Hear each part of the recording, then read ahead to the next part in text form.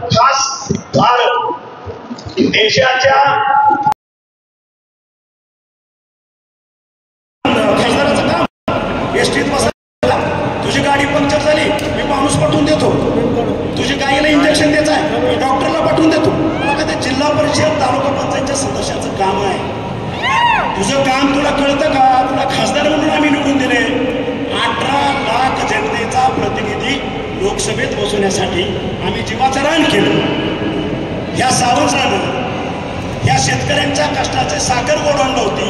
7 lakh quintal विकलेला का बडव्या तुझ्यासाठी. मग मी जे बोलतो, तू पहिलं काँग्रेसच्या लोकांना तुझा राजकीय बाप केला, नंतर उद्धव ठाकरेचा तुझा काही संबंध नव्हता, सेनेचाही संबंध नव्हता. त्याच्यानंतर काही मंडळीला 14 ते 19 पर्यंत पकडला. त्याच्यानंतर शिवसेनेचा राजकीय बाब तुला तानाजी सावंत दिसला. सरळ आहे, भोळा आहे, तुला नव्हतो.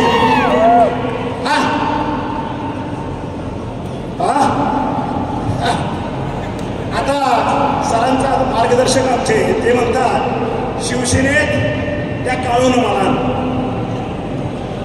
असं तो म्हणतो, काळू म्हणतो. कदाचित त्याला हिस्ट्री माहीत नाही, सरांना माहीत नाही, आमच्या ज्ञानराजला माहीत नाही.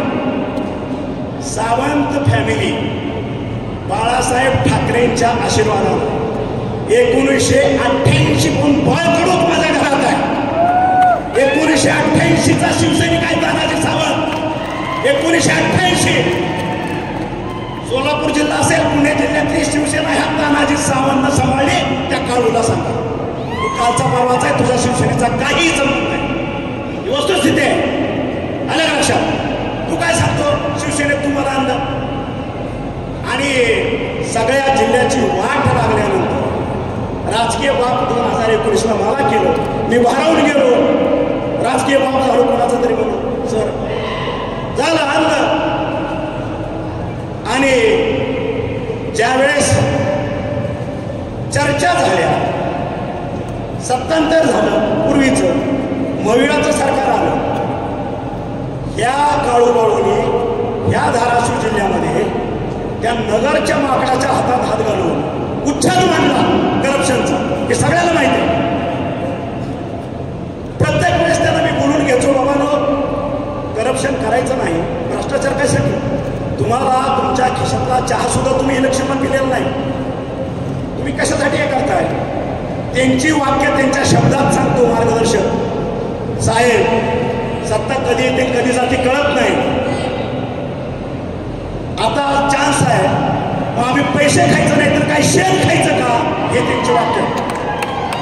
ऐका, त्यांच्याच वाक्यातला अंबाबाईला स्मरून बोलतोय तानाजी सावंत. एकही शब्द खोटा काना मात्रा सुद्धा बदलत नाही. पैसे खायचं नाही तर काय शेण खायचं नाही. अरे मला अधिकाऱ्यांना जर तुम्ही त्रास दिला, त्या अधिकारी जनतेच्याच खिशातले पैसे काढणार आहेत ना, ही कुठली पद्धत आहे. आणि अशा पद्धतीनं ज्यांनी राजकीय बाप मांडला, जनतेच्या हितासाठी आम्ही सरकार बदललं, त्यांना वाटलं आता पुन्हा आपल्याला काहीतरी ऑपॉर्च्युनिटी मिळेल आणि म्हणून ते थांबले. आणि माझ्या माहितीप्रमाणे परवा फॉर्म भरायचा वगैरे काहीतरी काळात अजून कुणाला तरी एक राजकीय बाप परवाच्या फॉर्म भरताना एक मान, त्याचंही मी फोनवर अभिनंदन केलं त्या राजकीय बापाचं. म्हणलं हे बघ, मी 2019ला राजकीय बाप होतो, तुला आता मानलाय, मला माहिती आहे तू काय करणार नाही, तू शाब्दिक भाषण बसून द्यायला जाशील, अजिबात जायचं नाही कारण हे फसवेल, हे ध्यानात ठेव. मला साहेब तुमच्यापेक्षा 25 वर्ष मी राजकारणात आहे, मी किती नाल्याचं पाणी पिलोय हे मला माहित आहे. की असले लई येऊन गेले ते माझ्याकडे, तुम्ही फसला मी फसणार. आणि म्हणून तुम्ही बघितलं असेल महाराष्ट्राचा जाणता राजा काल परवा आपल्या धाराशिवमध्ये काहीतरी येऊन गेले आणि त्याचा अमरावतीच्या सभेत त्यांनी स्वतःचा मोबाईल लावून एक क्लिप ऐकवली 2014ची मोदी साहेबांची. खरं तर अतिशय मोठे नेते आहेत, त्यांना विनम्र अभिवादन करून मी माझं